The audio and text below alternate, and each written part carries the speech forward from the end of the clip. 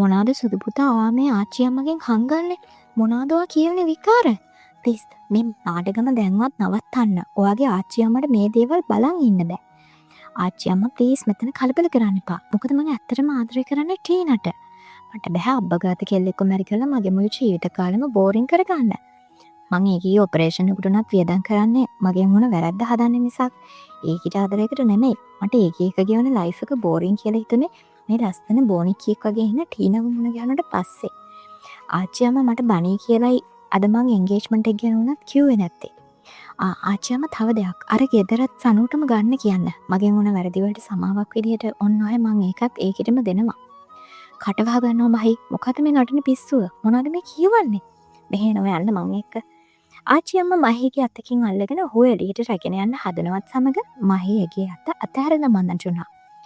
ආච්චි අම්මා ප්ලීස් මට මගේ පාඩුවේ නැදිලා ආය යන තැනක යන්න. මං ටීනට ආදරේ. අර අබ්බගාත හිඟන කෙල්ලට නෙමෙයි. ඒ ඊට මගෙන් වුණ වැරදි වලට මං සමාව ගන්නයි ඔපරේෂන් එකට සල්ලි අර ගෙදරයි දෙන්නේ. නැතුව වෙන දෙයකට නෙමෙයි. අනික අපි හිතන පතන දේම හැම වෙලේම වෙන්නේ නෑනේ ආච්චි අම්මා. මහී එසේ කියනවත් සමග ආච්චි අම්මා මහීගේ කම්මට වැරෙන් පහරක් ගැසුවා.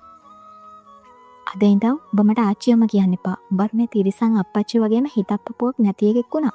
අදින් පස්සේ උඹේ ආච්චි අම්මා මැරුණා කියලා හිතාගනි. ආලෝක උඹව මම පස්සේ හම්බ වෙන්නම්. තවත් මට මේ අපායේ ඉන්න බෑ. සුදු පුතා, ඔයා මොකද්ද මේ කරේ දෙවියනේ? මං හීනකින්වත් හිතුවේ නෑ සුදු පුතා ඔයා මෙහෙම වෙයි කියලා. මට නම් දරා ගන්න බෑ මේ වුණ දේවල්. කොහොමද මං අර අහිංසක කෙල්ලට කටක් කැල්ලා කියන්නේ සුදු පුතා ටීනා කියන කෙල්ලෙක්ක එන්ගේජ් වුණා කියලා. ඒ කෙල්ල පපුව පැරලා මැරි. අනේ දෙයනේ මොකද්ද මේ සුදු පුතාගේ සුදු දුගේ ආදරයට උනේ? මම මේ දකින්න හීනයක්ද? සුදු පුතා කොහොමද සුදු දූ එක්ක මෙච්චර ආදරෙන් ඉඳලා මෙහෙම අපරාධයක් කරේ? ආලෝක එක්ක හැම සම්බන්ධයක්ම අතාරිනවා කිය හිටපු සුදු පුතාමද සනෝදුට අර විදියට කිව්වේ? මං කිසිම දවසක ඔයාට සමාවක් දෙන්නේ නැහැ සුදු පුතේ. මොන වුණත් සුදු දූ මං පරිස්සමට බලා ගන්නවා. පව් අසරණ කෙල්ල. අද ඉඳන් මේ ලෝකේ මගේ කියලා ඉන්නේ සනෝදු විතරයි. සුදු පුතත් ආලෝක වගේ ගුණමකුවෙක් වෙයි කියලා මං හීනෙන්වත් හිතුවේ නැහැ. කොහොම හරි ආලෝක සුදු පුතාවත් එයා වගේම කරා. එච්චර දවසක් සුදු පුතා අපි හැමෝගෙම ඉස්සරහා බොරු වෙස්මූණක් දාන් ඉඳලා තියෙන්නේ. ડોක්ටර් ඔපරේෂන් එක ඉවරද? ඔව් මිසස් සුගලා ඔපරේෂන් එක නම් ඉවරයි. ඒත් සනුට තාම සිහිය නැහැ. what? ඒතයි doctor. don't worry Mrs සුගලා. එයාට ඉක්මනට සිහියයි. ඇයි මහී පේන්න නැත්තේ? සනු මහී යනකම් බලන් හිටිය ඔපරේෂන් එකට අරන් ඔපරේෂන් එක කරන්න විනාඩි 2-3කට කලිනුත්. ડોක්ටර් මහී අයියා තාම ආවේ නැද්ද? ප්ලීස් ડોක්ටර් සුදු අයියා ආවම පොඩි වෙලාවකට හරි මට ආව පෙන්නන්න හොඳද? සනු එහෙම කිව්වා. ඔපරේෂන් තියටර් එක ඇතුළට සනුව ගත්තට පස්සේ.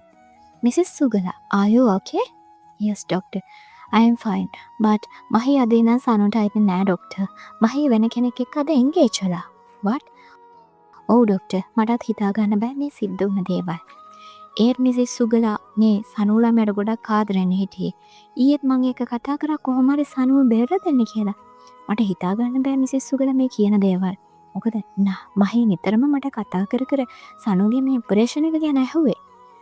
ඒත් එහෙම කරපු මහී කොහමද අද මේ වෙන කෙනෙක්ව මැයි කරේ? මටත් මේ වුණ කිසිම දෙයක් ගැන හිතා ගන්න බෑ ડોක්ටර්. මම මේ කල්පනා කරන්නේ සනෝදුවට සිහිය ආවට පස්සේ එයාගේ සුදු අයියා කෝ අහුවම මොකද්ද මං කියන්නේ කියලා. මිසස් සුගලා, සනුට මේ දේවල් ටික දවසක් යනකම් කියන්න එපා. මොකද නැත්තම් මේ දේ අහලා සනු ගොඩක් කලබල වෙයි. අනික සනුගේ මේ ඔපරේෂන් එක සාර්ථකද කියලා බලන්න වෙන්නේ තව දවස් 3-4කින්. මට හිතන විදියට සනුට ආයෙම ඇවිදින්න පුළුවන් මේ. දවස් 3කින් නැත්තම් 4කින් සනුට ආයෙ කකුල් වලින් ටිකක් හරි හිටගෙන ඉන්න පුළුවන්. ඒ නිසා ඊට කලින් යාට මේ දේවල් දැනගන්න කොහෙත්ම ඉඩ තියන්න එපා. මොකද මේ දේවල් දැනගත්තොත් එයා මානසික ගොඩක් වැටේ. හරි ડોක්ටර්. සතියකට පසු සුදුදු ආච්චි අම්මා ඔයා ආවද? ආච්චි අම්මා කවද මාව ඩිස්චාර්ජ් කරන්නේ? සුදුදු ඔයාට කොහොමද දැන්? මට ගෙදර යන්න ඕනේ ආච්චි අම්මා. තව ටික දවසක් ඔයාලා හොස්පිටලේ ඉන්න වෙයි සුදුදු. මට දුකයි ආච්චි අම්මා. ඇයි ආච්චි අම්මා තාම සුදු අයියා මට මෙහෙම කරන්නේ? එයා මාව අමතකම කරලා දාලාද? මට දරා ගන්න බෑ ආච්චි අම්මා තවත්. මට සුදු අයියා නැතුව ඉන්න බෑ. මට පණ වගේ ආදරය කරපු මගේ සුදු අයියා එකපාරට මාව දාලා රට ගිහින් අදට සතියක්. හේත් ඇයි ආච්චි අම්මා සුදු අයියා මට එක කෝල් එකක්වත් ගත්තේ නැත්තේ? අඩු ගානේ එක මැසේජ් එකක්වත් දැම්මේ නෑනේ. එයා මාව බලන්න අනිවාර්යෙන් එනවා කිව්වා ආච්චි අම්මා. මම ඔපරේෂන් තියටර් එකට ගන්න කලින්. ඒත් සුදු අයියා එදා ආවේ නැහැ. මගේ සුදු අයියා කම්පැනි එකේ වැඩකට රට ගිහින් එදාම. මට මේ කිසි දෙයක් හිතා ගන්න බෑ. සුදු දූ මං කිව්වනේ ඔය දේවල් ගැන වැඩි හිතන්න එපා. මහිට නොයාම බැරි ගමනක් නිසා යන්න ඇති. කම්පැනි එකේ හදිස්සි වැඩක් නිසා මට ඇමරිකාවලට යන්න වෙලා.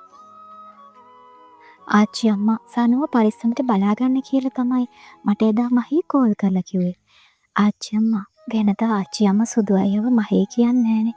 සුදු පුතා කියනවනේ. දැන් ආච්චි අම්මා මහී කියලා කියන්නේ. අනේ සුදු දුවේ මං කොහොමද කටක් කියලා ඔහට කියන්නේ මහී වෙන කෙනෙක් එක්ක එන්ගේජ් වුණා කියලා. මම මේ බොරු කරන්නේත් මගේ සුදු දුවට දුකක් දෙන්න බැරි නිසා. මම සුදු දුවට ඇත්ත කිව්වොත් ඒක දරා ගන්න බැරුව ඔයා පපුව කරලා මැරෙයි කියලා මට බයයි. මොකද මන් දන්නවා මගේ සුදු දුව මහීට කොච්චර ආදරේද කියලා. ඇස් රිදෙනකම් ෆෝන් එක දිහා බලන් ඉන්නවා. මහීගෙන් කෝල් එකක් එනකම්. මේව දකිනකොට මගේ හිතත් වාවන්නේ නැහැ. ඒත් මම කියලා මොනම කරන්නද? ආච්චි අම්මා මොකද කතාවක් නැත්තේ? මොනවද කල්පනා කරන්නේ? නෑ සුදු එහෙම මොකුත් නැහැ. එයාට අපි සුදු පුතා නොකියන්නේ අපිට තාම එක කෝල් එකක්වත් නොදුන්න හිතේ තියෙන කේන්තියට. අනේ ආච්චි අම්මා ඔහොම කේන්ති ගන්න එපා එයා එක්ක. සුදු අය වැඩ ගොඩක හිර වෙලා වෙන්නේ නැති. සනු ආච්චි අම්මා දුකෙන් සිත එසේ පවසන්නට උනේ ඇගේ වේදනාව මැඩ පැවැත්වීමට. ටීනා ඔය කොහෙද ඉන්නේ? මං ගාඩන් එකේ මමි. මේ ඉන්නේ. මොකද මෙතෙන්ට වෙලා බර කල්පනාවක? මං එහෙම මොකුත් කල්පනා කරේ නෑ මමි. කම්මැලි නිසා. මං ඉතින් ගාඩන් එකට ආවා. ඇවිල්ලා ආයෙම රෂිනට කෝල් කරා. ඔන්න ඔහේ ආයෙත් හිටියා. කම්මැලි හරියෝ ටීනා. කම්මැලිකම යන්නත් එක්ක ඉතින් ඔන්න ඔය හද මහීවත් කතා කරන් shopping යන්න. ඊළඟ මාසේ ඔයාලගේ වෙඩින් එකක් නේ. ඉතින් ඒකට ඕනේ හැමදේම දැම්ම තියා ප්ලෑන් කරගන්න. දැන් මහිට කෝල් එකක් කරන් එන්න කියන්න. අනේ බෑ මමි මට කම්මැලි. අනික මහී අයියට බොරුවට කරදර කරන්න ඕනේ නෑ. අයියෝ කමෝන් ටීනා කෝ ගන්න මහිට කෝල් එකක්. මහී එක්ක shopping ගිහින් ආවම ඔයාගේ ඔය හැම කම්මැලිකමක්ම නැති වෙයි. අනේ මමි නෙමෙයි ගන්න කෝල් එකක්. ඕකේ මමි. එහෙනම් කෝල් එකක් අරන් බලමු. හෙලෝ මහී අයියා කියන්න ටීනා. මහී අයියා අද අපි shopping කරමුද? ඕ සෝරි ටීනා අද මට බෑ. ළමයි කතාව ගැන අද අනිවාර්යෙන් ඔයාලගේ අදහසක් කියාගෙනම යන්න ඕනේ. එහෙනම් පරිස්සමට ඉන්න ළමයි. ආදරේ හැමෝටම